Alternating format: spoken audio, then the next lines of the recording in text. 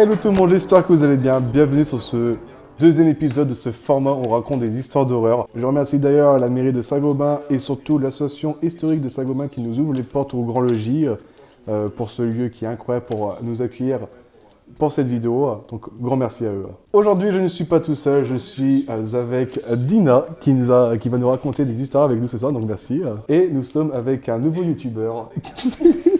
C'est ça. Redis-moi tout. Oui, mais non, bah, Hyperspace, Holocron. Tu dirais Holocron. Holocron. Parce que moi je dis Macron. Holocron. Non, on dit Holocron. Oui, non, voilà. Bah oui, c'est vrai que de base, je voulais en profiter pour faire ma promo. Alors, j'étais obligé un peu de te mettre dans la confidence. Et c'est vrai quoi, du coup, voilà, ça sera des unboxings, des théories, de la chasse aux jouets aussi, des choses un petit peu comme ça, des vidéos, des concepts au bon vouloir, quoi. Ça va être quand je le sens, et puis voilà. Sa chaîne en bas de la description. Encore plus bas que la description. Tout en bas. Dans les derniers commentaires. C'est vrai, il n'y en a pas beaucoup, donc ça va vite se retrouver. Alors, vous pouvez le retrouver dans la description, le lien de sa chaîne YouTube. Et je crois que je peux mettre dans le petit i qui est juste ici. Dina, tu n'as rien. Donc, juste une amie à nous. Donc, elle peut raconter des histoires. Donc, c'est parti.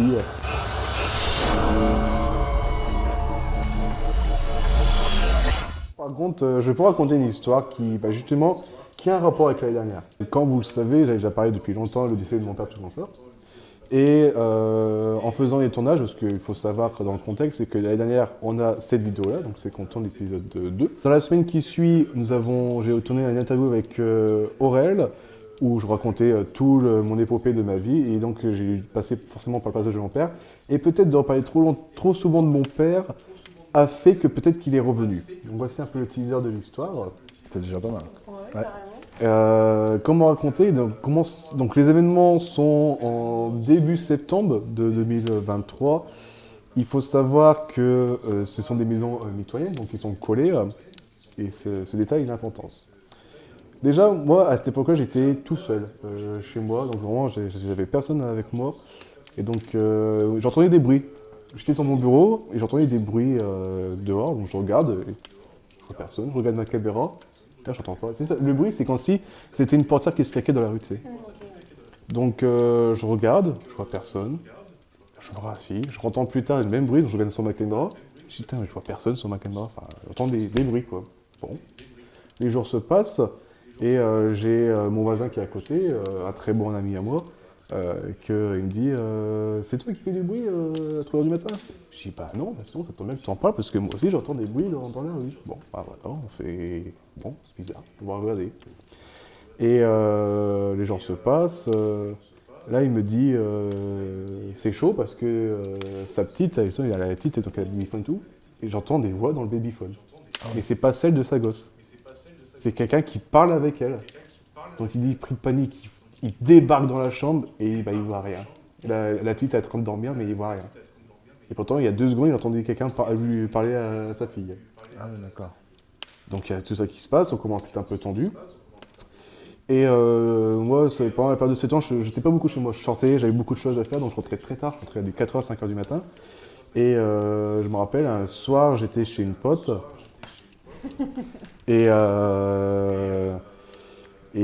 on discute, on arrive à 3h, 4h du matin, et je reçois un message de mon voisin. Il me dit, t'es chez toi, j'entends des bruits. Alors déjà qu'il m'envoie un message à 3h du matin, 3h, 4h du matin, c'est pas normal. Surtout que c'est un mec qui, la nuit, il dort, et que journée, il bosse, machin. Je dis, qu'est-ce qui se passe? Je dis, bah non, je suis pas chez moi, je suis chez une pote. Je dis, bah je te jure, c'est comme si tu déplaçais des meubles chez toi. Ah ouais, carrément. Donc lui, il me dit, bah vas-y. Je lui dis, je rentre. Et il dit, bah vas-y, moi je t'attends devant, je regarde s'il y a des gens. Parce que pour moi, c'est des cambrioleurs. Pour moi, c'est cambrioleurs. Parce que je laisse ma porte derrière, mais souvent, des fois, j'ai pas beaucoup, j'oublie de la fermer. Enfin, Merci pour l'info, comme ça, si vous voulez. Depuis ce temps-là, la porte est très très bien fermée. Je l'ai précisé, parce qu'on sait jamais. Ah, éviter, ça sert plus à rien. Ça sert plus à rien maintenant. En plus, j'ai installé une deuxième caméra, donc alors, c'est vrai que celle-ci, en plus, a la particularité de suivre le mouvement. Oui. C'est-à-dire que je me suis amusé pendant 3/4 d'heure avec une fois. C'est ça. Donc je débarque, donc lui avec la hache et tout, et il me dit, moi j'ai vu personne sortir, donc s'il y a quelqu'un, il est encore là. On rentre, on fait tout le tour de la baraque. pas un meuble, les Ouais, chats. rien qu'à Par contre, bouger, les chats très tétanisés. D'habitude, quand je rentre, ils sont toujours là à faire la fête. Là, ils étaient planqués sous le lit. Et là, tu dis qu'au moins, il s'est passé quelque chose. Franchement, en plus, vous connaissez les chats, vous savez que dès qu'il y a quelqu'un, il faut qu'ils y aillent. carrément, ouais, Là, ils sont tétanisés, même moi, ils ne veulent pas venir me voir, ils ont hyper peur. Bon, bah, l'épisode se termine. Donc, bah, chacun rentre chez soi, il ne se passe plus rien. On a notre voisin qui est à côté. Il me dit, ouais, vous entendez des bruits? Je dis, bah, putain, non, c'est lui qui machin. Ouais. Il dit, on ne sait pas pour l'instant. On a un groupe Messenger avec nos voisins qu'on s'est fait, donc il nous dit, bah, moi et un voisin, je vous donne rendez-vous ce soir, j'ai la réponse. D'accord. Bon. Donc on le retrouve, et là il nous explique, il dit, bah, alors, je suis pas médium, mais je suis, comment on appelle ça? Je t'avais dit une fois le terme, je t'avais dit plus. Ouais, c'est quelqu'un qui a des ressentis, quelqu'un qui est très spiritualité, c'est etc. ça. Ouais. Et j'ai plus son nom, bref. Et il me dit, bah, j'ai quelqu'un depuis des années qui était chez moi, et c'était une fille apparemment qui était morte, qui était dans son jardin bien avant qu'il y habite, et donc il y a son esprit qui revient. Et il dit, bah là, cette fois-ci, depuis un mois, le plus que vous entendez, c'est pas elle. Parce que j'ai réussi à la faire partir, mais c'est quelqu'un d'autre. Et donc, pour savoir, il y avait Steven à côté de moi, c'est pour l'histoire. Et ces voisins-là, on se parlait pas trop, on n'était pas trop proches avant, ça fait très très loin. Ah, donc du coup, d'un coup, de parler de tout ça, ouais, donc il se confie beaucoup à nous, on se connaît, mais vite fait, quoi, on se connaît, il connaît même pas le prénom de mon père, enfin, tu vois, il y a vraiment il y a rien. Et il arrive, il dit, oh, ben, je sais pas, c'est quelqu'un qui fume, parce qu'il y a l'odeur cigarette quand il se présente. Je dis, tiens, quelqu'un qui fume, ok. Ouais. Et il s'appelle Franck. Là, c'est... Et avec Steven, on se regarde, on se dit c'est quand même bizarre parce que mon père fumait et il s'appelait Franck. Il n'y a vraiment aucune chance que ton père le connaisse. La boîte aux lettres, enfin tu sais. Parce que tu regardes les boîtes aux lettres, il y a juste pote, et encore, il y a eu juste pote. Mais bon, bref. Et non, c'est pas. Et donc, la question, on se dit, bah, c'est mon père, on rigole, on dit, bah, c'est mon père, quoi. Et il dit, il s'appelait Franck, ton père. C'est pour ça que. La façon dont il a réagi. Ouais, parce qu'il était étonné. Il dit, putain, il était étonné. Et moi, avec Steven, on se dit, bon, ça paraît gros. Quand même, ça paraît gros. On est voisins depuis longtemps, mais très longtemps. Mais à quel point ils ne savent pas qu'il s'appelle Franck, bon, c'est pas... Ouais, tu peux encore remettre en doute ce petit détail. Ouais, franchement, c'est le seul doute que j'ai. Et après, il m'a dit, bah, je vais venir chez toi, on va discuter. Il vient chez moi. Et il me dit, ouais, c'est ton père qui veut essayer de communiquer avec toi parce qu'il a peur que tu lui en veuilles qu'il soit parti. Je lui dis, bah oui, je serais toujours triste dans ma vie parce qu'il ne verra pas mes petits-enfants toute ma vie évoluer. Mais je sais qu'il était en souffrance, donc je sais là où il est mieux. Donc non, bah, à quelque part, non, je lui en veux pas. Et il m'a dit, bah c'est bon, il est parti. Et juste après ça, bah plus rien. Ouais, c'est quand même fou. Plus rien. Jusqu'à aujourd'hui. On commence à entendre quelques petits bruits. Parce que dans cette rue, il dit oui, il reviendra à des périodes pour savoir si tout se passe bien ou dans des phases où ça va pas du tout. Après, si à chaque bruit, on va commencer à dire il est revenu. Ouais. En plus, comme par hasard, la date clé, il y a un an, c'était en septembre. Là, on tourne la vidéo en fin septembre, début octobre. Donc par hasard. Quoi. Ça tombe quand même dans les. Donc pour ça, je dis, je ne veux pas. Je suis ouvert au monde du paranormal et tout ça. Mais j'ai pas envie à sauter sur chaque élément en disant bah c'est ça, c'est pas normal, il revient. Non, ça peut être tout et de rien. En plus, c'est des vieilles maisons des années 70, donc c'est du bois, donc ça peut être de tout. Mais c'est vrai que les bruits sont très ressemblants. Et puis même, ce qui s'est passé l'année dernière, ça peut être tellement de choses. Nos murs, ils sont communicants. Moi, je sais que dans mon arrière-cuisine, je peux entendre mon voisin parler à travers, quoi. Normal, quand on est dans les toilettes, on entend la télé. Enfin, tu vois, c'est pour vous dire qu'on entend bien. Donc, ça peut être de tout et de rien. Les choses, on peut faire tomber un truc qu'on n'a pas vu.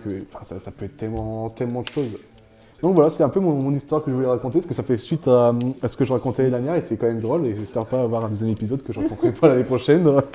Écoute, encore une. Le temps le dira, mais ouais, on verra bien. C'est vrai que c'est très anecdotique, en tout cas, le fait, en tout cas, comme tu dis, en plus, les bruits qui reviennent à peu près toujours en même période. Ah oui. C'est vrai qu'il y a tant de raisons de croire qu'il y a une possibilité, en effet, que ça pourrait être ton père qui vient plus ou moins en visite, imaginons, Oui, et voir... si on veut rentrer dans ce truc-là, oui, je pense que c'est une visite pour voir si tout va bien. Il s'est dit, moi, pendant le mois de septembre, octobre, je vais venir débarquer, dire, ouais, ça va, ok, allez, hop, à l'année prochaine.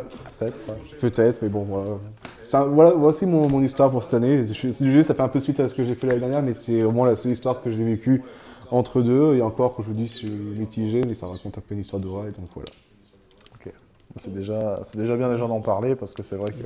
J'ai l'impression d'être aux acolytes anonymes quand tu dis ça. Ouais, non, mais c'est bien d'en parler parce que c'est des choses que je pense que beaucoup de gens qui regardent les vidéos aussi, ils vont peut-être se dire, ouais, bah moi aussi, et peut-être un petit peu faire attention des fois à des petites choses qui, des fois, on se dit, oh, c'est normal, mais peut-être qu'il y a des fois des petites choses où tu peux mettre sur le coup du hasard, mais là, je veux dire, les dates et tout, et le fait que, bon, le voisin, maintenant, qu'il ait su ou qu'il n'ait pas su, le prénom de ton père, et puis, bon, ton père, je l'ai connu un petit peu, et c'est vrai que ce que j'en retiens, c'est vraiment le côté de la cigarette. C'est vrai que s'il le croise en allant chercher son pain, il voit que ton père il fume. En fait, pour le petit détail, c'est qu'en 2019, il avait arrêté de fumer. Ah. Et donc, ouais, il n'était plus du tout à la cigarette. Okay. Et que après, il est parti pour des raisons autres de santé. N'hésitez pas à raconter vous-même vos histoires, vos propres histoires. N'hésitez pas, si vous avez l'espace commentaire, vous pouvez y aller. Qu'est-ce que vous en pensez de nos histoires, même votre propre histoire, vous pouvez parler en tant qu'anonyme, tout comme ça. Il n'y a pas de souci, mais on est là, on va lire vos commentaires, on va lire vos histoires, on est là de voir. Est-ce que comment vous aurez réagi à cette histoire? Pareil, hein, vraiment, pareil. Tu penses que tu aurais réagi comme moi? Je pense au cambrioleur et tout. Tu sais pas? Je suis une personne qui croit beaucoup au paranormal. Ouais. Du coup... J'aurais dit, ah, c'est mon père. Coucou. Putain, elle fait le coucou de Michel Rachid. Coucou. On est à toi. Donc on t'écoute ton histoire, qu'elle soit vraie ou fausse.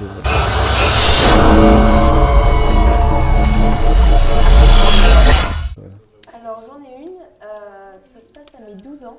Ok. Donc hier. Non, j'arrête.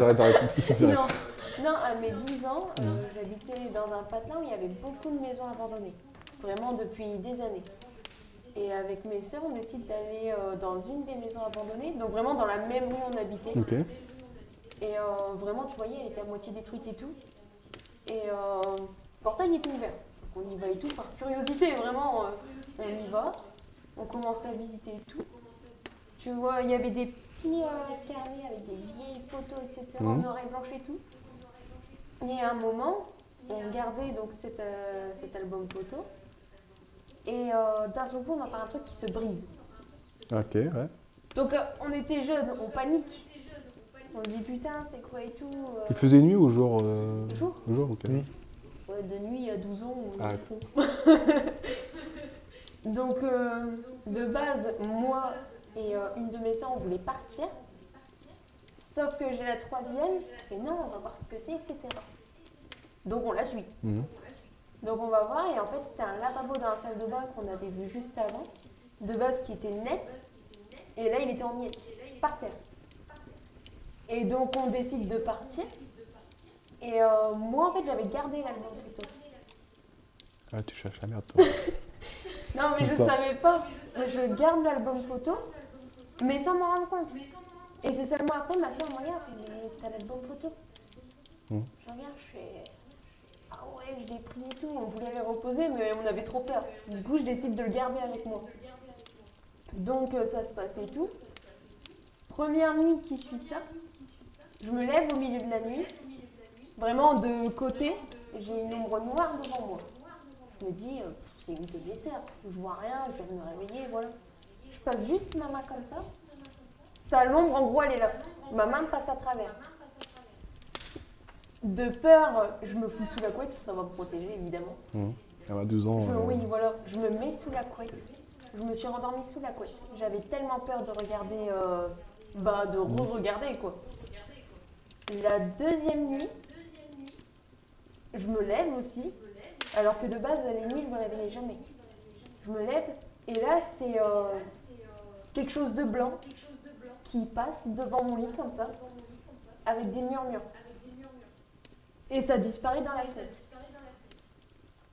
Et là, tu comprends pas ce qu'il dit, c'est... Ouais, non, tu comprends pas. Je me rendors et tout. J'essaye d'en parler le lendemain à ma mère qui croit beaucoup au paranormal. Ma mère me demande qu'est-ce que tu as fait avant ça? Elle fait, parce que c'est la première fois que ça t'arrive. Je fais du coup j'ai dit, avec les filles, on a été dans la maison abandonnée dans la rue. Ma mère me fait oui, mais vous avez fait quoi dans cette maison? Je fais de base on regardait et tout. Je fais sans le vouloir, j'ai gardé l'album photo que j'avais encore chez moi après les 2 nuits. Ma mère a décidé d'aller remettre l'album photo dans cette maison. Et après ça, plus rien ne s'est passé. Conclusion, ne volez jamais. Ouais, le vol, c'est mal. C'était pas du vol. C'était un long terme. Court terme, du coup, là, toujours. Oui. Et du coup, qu'est-ce que toi tu crois Moi, je crois que, pour moi, personnellement, c'est les esprits des personnes, à mon avis, décédées, vu que les photos avaient l'air de vraiment dater, qui sont reliées à cet album, qui était resté intact alors que la maison était détruite, quoi. Vraiment, il n'y avait plus de toit, il n'y avait plus rien. Ouais. Du coup, pour moi, c'est ça. C'est vrai qu'il y a eu des cas. Qu'est-ce que toi tu as eu à t'entendre dans ce cas des esprits restent attachés aux photos, surtout que quand elle écrit, c'est le truc limite il est intact et la maison elle est avec l'humidité et tout le bordel. Forcément, enfin quand on pense forcément à un album photo, notre vivant, c'est quelque chose de très intime, c'est quelque chose qu'on va montrer à des amis, enfin vraiment des gens à qui on peut se permettre de montrer une part de notre vie. Et c'est vrai qu'on peut peut-être imaginer qu'une personne défunte peut se dire t'as volé mon intimité, quoi. T'es rentré dans ma maison, parce que peut-être que pour eux, c'est encore le côté très, très physique, c'est chez moi. Alors là, t'arrives, c'est encore rien, on va dire. Après, peut-être le bruit qu'il y a eu, peut-être pour dire de partir, et puis que le fait de l'avoir gardé, peut-être que c'était une raison que l'ombre t'ait suivi, enfin cette silhouette, que t'as une apparition. Du coup, des murmures pouvaient aussi peut-être vouloir dire quelque chose. Alors, putain, c'est connasse, t'as volé une photo. Mais, j'en rajoute un peu dans la connerie. Mais je pense quand même qu'il y a peut-être une chance. Hein. Moi, personnellement, je pense que si j'aimerais, c'est vrai, à pu être de ce monde, et puis c'est vrai que quelqu'un, même si c'est, tu vois, une vie que tu n'as plus, mais c'est vrai qu'il y a, je sais pas si les souvenirs, on est attaché. Après ça, bien sûr, c'est une réponse que... Si je commence à dire oui, c'est une certitude, je peux aussi dire on peut pas savoir, quoi. C'est compliqué ce genre de domaine d'être affirmatif, confirmé à 100%. De toute façon, dans cette vidéo, c'est pas là pour vous prouver ou pour dire ça ou ça. On est là pour déjà pour raconter des histoires le soir d'Halloween et tout voilà. Et surtout aussi pour vous raconter, vous divertir. Et c'est vrai que dans ce truc-là, c'est qu'on demande un zéro jugement.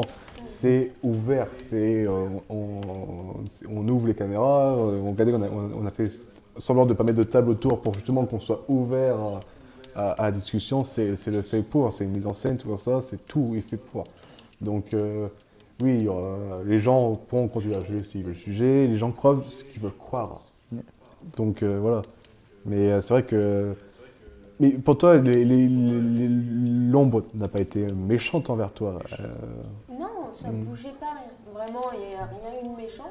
C'est juste, j'ouvre les yeux, de côté, t'as un énorme truc noir. Tu crois que c'est quelqu'un de ta famille, finalement, il n'y a personne. Et tu t'es pas dit, c'est une paralysie du sommeil ou un terreur nocturne.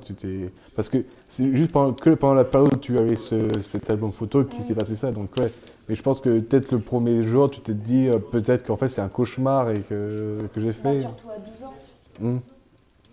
Tu penses pas à tout ça, quoi. Ouais.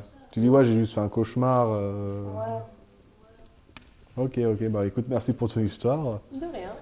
Et voilà, sur le sujet, moi je pense que oui, il y a des trucs les gens peuvent attacher. Il y a beaucoup de matérialisme. Moi je sais que je suis matérialiste, mais le problème c'est que j'ai tellement de matériel que je ne pourrais pas savoir quel truc m'attacher.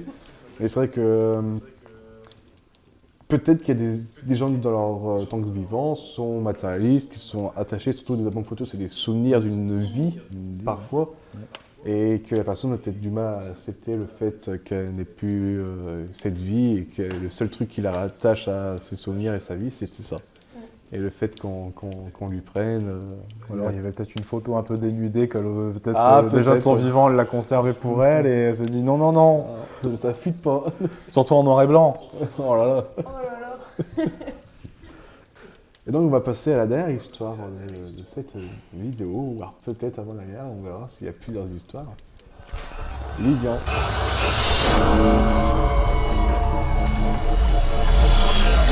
Alors, la particularité de Lilian, ouais, c'est que je suis déjà venu ici. C'est qu'il est déjà venu ici 3 fois. Comme Passepartout. Mais que surtout, lui, il a eu une émission d'enquête paranormale. Donc, après, tu me dis son cut. Non, mais non, je vais en parler. C'est vrai que ça a commencé tout jeune, hein, le côté être attiré par tout ça. Et c'est vrai que j'ai eu l'occasion, il y a quelques années, avec un ami, donc de faire ensemble une émission d'enquête paranormale, dont on essayait nous-mêmes en fait de voir si on pouvait trouver des réponses à nos questions. Autant Fred avait un vécu à ce niveau-là, et moi aussi, et du coup ça complétait un peu notre recherche. On recherchait vraiment la même chose. C'est plutôt pratique dans ce genre de concept d'émission. Et on a été amené à faire justement une enquête.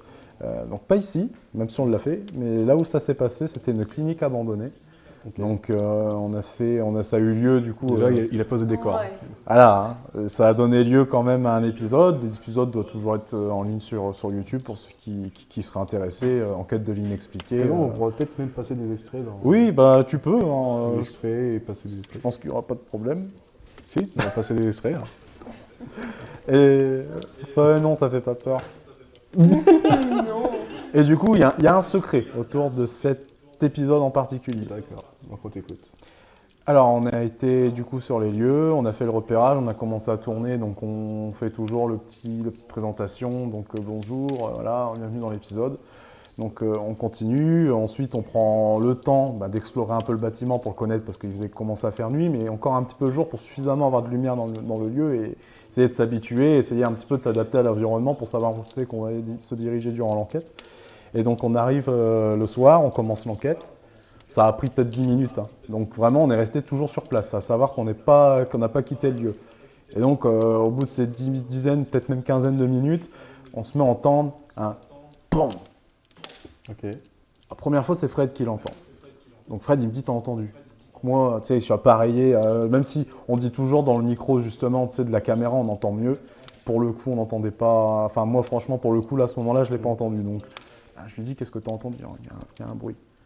Donc, c'est tout, on continue, on avance. Et là, je l'entends. Je dis, oula, j'enlève les écouteurs, ça recommence. On est tous les deux dans cet état d'esprit de, qu'est-ce qui se passe? Est-ce que c'est quelqu'un? Est-ce qu'il y a des gens qui se sont rentrés dans le bâtiment?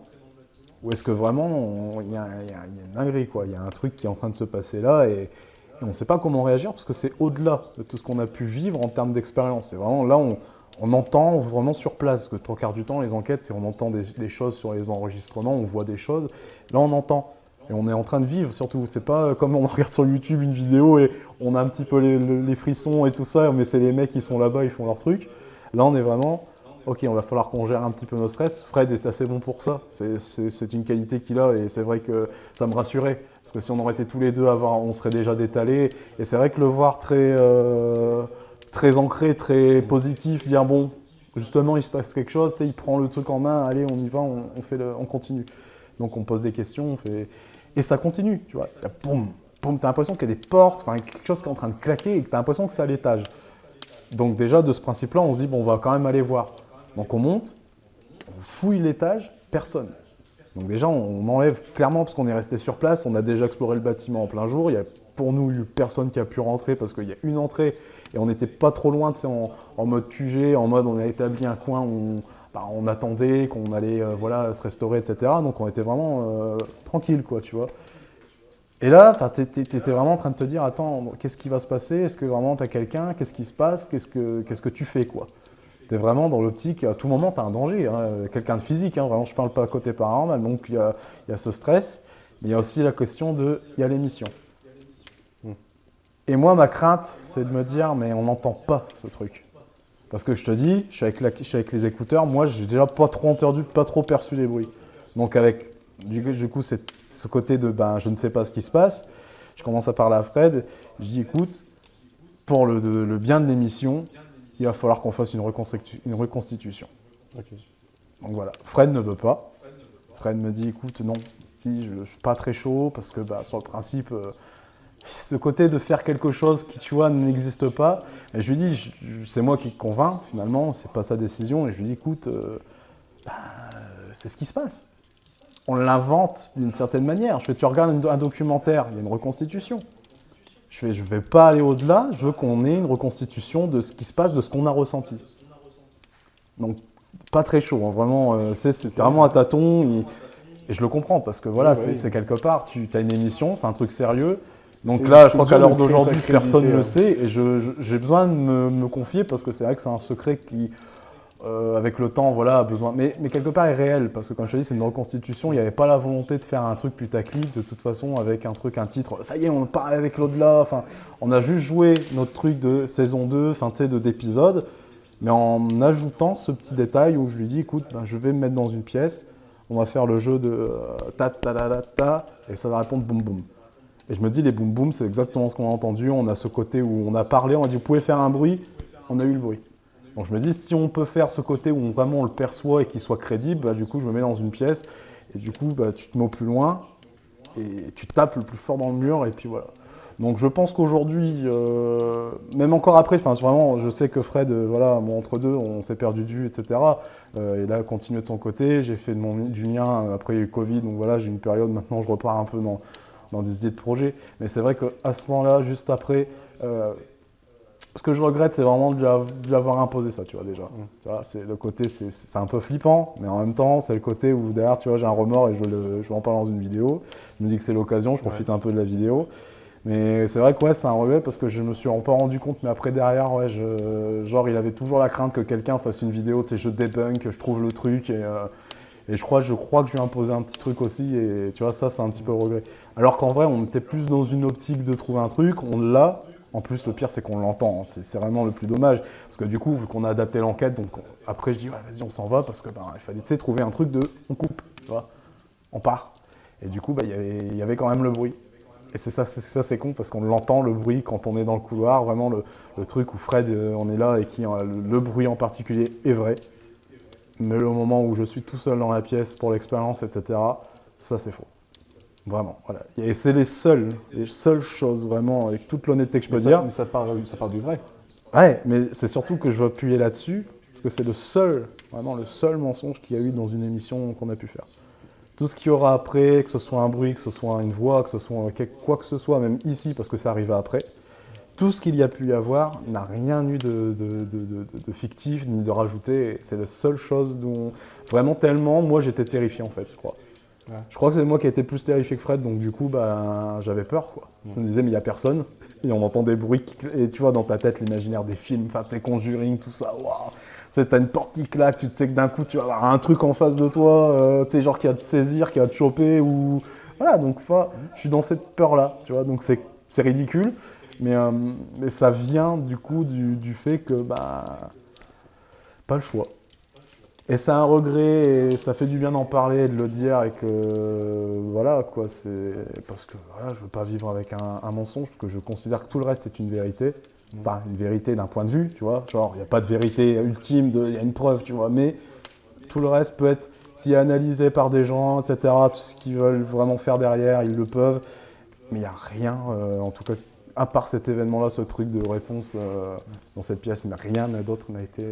Donc, après, c'est pas une histoire flippante, tu vois. Après, c'est pas comme la Gueuse X où il a vraiment piégé une vidéo parce que c'est pas comme ça. Là, vous, c'est qui part en fait, c'est que peut-être qu'il aurait dû falloir expliquer que faire semblant. Oui, je pense qu'il aurait fallu juste. Et c'est ce que Fred voulait faire, de toute façon, t'es prêt à dire, mais c'est pas grave, au pire, on l'explique, on fait justement, le truc vient de se passer ça, c'est pas si on va l'entendre. Après, tu dis, le bruit que vous allez entendre, c'est un bruit qui ressemble au plus proche de ce qu'on entend dans la réalité. C'est vrai, et tu vois, c'est mon erreur, après, c'est bien, justement, d'avoir d'autres points de vue, et justement, de toute façon, c'est pour ça que c'est un regret, c'est une erreur, et qu'aujourd'hui, voilà, j'ai besoin de le dire, j'ai besoin d'en parler, parce que, alors, je vais pas dire que ça m'empêche de vivre, hein, mais juste de savoir que j'ai eu ce truc d'émission paranormale et tout, mais qu'à un moment, j'ai mon propre chef plutôt impliqué, Fred, dans la volonté de dire, vas-y, il faut faire une reconstitution. Tu vois, ça, c'est un truc où vraiment, je sais que ça l'a mis un petit peu mal du fait de vivre avec... Ça passe. Je pense pas que ça l'a empêché de vivre, mais d'avoir une crainte à tout moment. qu'un autre enquêteur, enfin des gens vraiment voient la supercherie et disent vas-y. Et c'est vrai que c'est con parce que ça aurait complètement mis à mal le truc. Tu vois, penses pas aux répercussions après derrière aussi. Oui. Et c'est pas ce qui a été la cause de toute façon de l'arrêt de. Voilà, c'est que d'un moment, voilà, on a envie de faire autre chose. Donc, bon, bah, le paranormal, on fait des enquêtes, on fait des trucs. C'est bien les gens qui arrivent à continuer à trouver ce renouvellement, cette passion. Mais c'est vrai qu'à un moment, on s'est dit, bon, ben. Voilà, faut trouver chacun un truc à faire et je pense que de toute façon de notre vécu, voilà, on entend des trucs, on sait que sur place il n'y a personne, on sait qu'il y a vraiment quelque chose, quoi. Puis on a déjà des expériences personnelles aussi du passé, des choses qu'on a vues, etc. dont on est certain voilà, qu'il y a derrière. Je peux pas te le dire à 100%, mais au moins 80%, je suis sûr qu'il y a quelque chose derrière. Mais c'est vraiment un ressenti, c'est pas genre j'ai des chiffres en tête, je suis pas dans l'Ipsos, hein, mais pour moi 80% de chance que ouais, derrière il y a quelque chose, quoi. Moi, ça, tu vois, je veux te dire, après, dans le paranormal, il y a aussi le côté où tu te sens pas bien. Moi, je sais qu'au cinéma, là où je travaille, je vais refaire la phrase. Je sais que là où je travaille, avec mes collègues, il y a une certaine salle, la numéro 7, où perso, on n'est pas bien dedans. D'accord.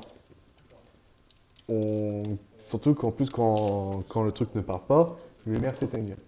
Ah oui. C'est comme ça pour tous les trucs. Okay. Quand on doit y aller, que je peux faire la une avec tout ce que tu veux, quand j'ouvre la porte et qu'il fait noir, oh. Ouais. Pourtant, quand je vais en c'est une des plus énormes salles, et que tu vas le matin, quand tu vas ouvrir les portes de secours, tu es dans le noir complet, si tu n'as pas la lumière. Ça ne dérange pas, pourtant ça a le côté de grandeur, machin. Alors que la 7, c'est une plus petite, et la 7, on supporte pas. Et surtout, là, t'as dans les cabines, en haut, t'as pour la 4, 5 et 6, c'est un espèce de couloir. Et il y a une seule entrée. Et tu es obligé d'aller jusqu'au bout, et revenir. Et quand tu reviens, n'importe qui n'a jamais eu l'impression de ne pas être regardé. Ah ouais. Tout le monde a eu l'impression d'être regardé ou quelque chose nous suggère dessus. Ah ouais, c'est chaud. Ouais. Et ces deux pièces-là sont très proches. Okay. Donc on ne sait pas pourquoi, après voilà, c'est une sensation. Donc avoir une sensation et un vécu, un ressenti, c'est tout autre chose. Ah, tu sais, il y a un truc qu'il faut se dire, c'est qu'on se dit toujours, ouais, bon, bah, fantôme il y a, éventuellement dans un endroit. Fantôme, mais pas forcément par exemple, imaginons le Grand Logis. Bon, bah, on peut même se dire, bon, bah, si on entend un truc au piano, là-bas il y a un piano, il se met en route, tatati, t'entends des notes.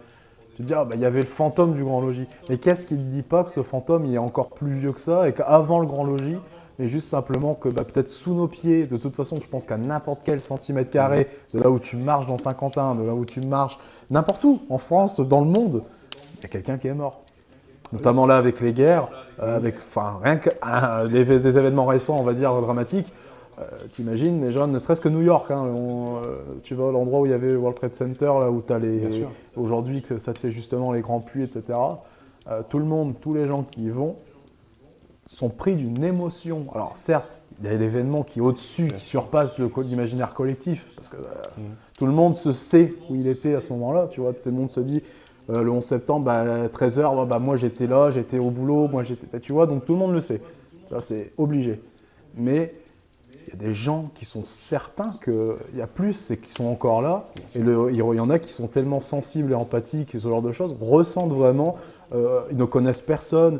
Je ne vais pas dire qu'ils ne connaissent pas l'événement, parce que je ne pense pas que personne ne le connaisse, mais c'est des gens qui arrivent, qui n'ont pas eu de proches, etc., mais qui sont pris d'une émotion. Tu vois. Rien que ça, c'est te dire, tiens, bon, bah oui, on sait, c'est dramatique, c'est au-dessus de tout ce qui aurait pu être fait de ce genre d'événement dans le monde, d'attentats terroristes et tout, mais de rien, pour être sensible au point de des fois des gens sont dévastés, tu vois ça, tu te dis, bah, attends, tu sais, t'es triste, tu vois, t'es ému, parce que tu te sens petit, hein, vraiment, mais les gens, par des émotions, sont vraiment comme s'ils ressentaient encore des gens, peut-être des esprits, des choses, des drames, tu sais, rien que ça, tu vois, rien que de se dire que des gens sont capables de ressentir des émotions, je sais pas, là, quelqu'un qui va rentrer, peut-être avec un petit peu d'empathie, va être pris d'une émotion, toi tu vas la regarder, il y a que des meubles, il y a que des chaises, il y a un piano peut-être, c'est ça, c'est qu'il y a une musique qui... Non, juste que au-dessus de toi, tes sentiments, etc., tu vas ressentir que dans la pièce, à une époque, il y a eu un drame ou quelque chose, et se dire, waouh, d'être pris par ce truc, cette énergie, et de te dire... Et ça, déjà, ça, c'est encore pire que nos histoires, déjà, rien que d'y croire. Mais c'est quelque chose auquel je crois à 100%. En fait, tu me décris quelque part. Hein. J'ai beaucoup de bah, c'est bien d'avoir ce genre d'émotion. Et surtout, les lieux et les gens que j'ai. Mais pas autant poussé, mais je ressens. Quand une personne me dit oui, je vais bien, je sais qu'elle ment. Ouais, c'est ce côté d'empathie, tu ressens les sentiments, tu ressens l'intention des gens, et ça, c'est ce qu'il faut développer, tu vois. Si tu as ce petit truc, bon, je dis pas non plus, c'est pas comme faire des abdos, tu fais 3 séances, et puis voilà, hein, on n'est pas dans ce genre, mais il faut toujours rester ouvert, en tout cas, faut jamais se fermer un ressenti. Le nombre de fois où ça m'a sauvé la vie d'une certaine façon, d'avoir un ressenti, me dire non, de me dire oui, de me dire oui ou pas, enfin tu sais, tu vois ce que je veux dire, donc de toute façon, mais il faut toujours suivre son instinct, de toute façon, hein, on va pas l'impression d'être dans Qui veut gagner des millions, il faut toujours suivre son intuition. Voilà. Bah, je tiens à vous remercier d'avoir regardé cette vidéo, merci Hyperspace, Holocron et Dina de vous avoir ouvert et raconté vos histoires. Là, c'était que des histoires de chacun, verrais-je. J'en ai d'autres, mais ça sera l'occasion de plein d'épisodes. On a plein d'autres épisodes. L'année prochaine. Voilà, on a toujours plein d'autres épisodes. Et n'hésitez pas, si ce format vous plaît énormément, on peut en refaire. Et même, pourquoi pas faire en live des débats, interagir avec vous en direct. Enfin, voilà, c'est plein de trucs à faire. Et on vous dit merci et un joyeux Halloween à tous. Bye tout le monde.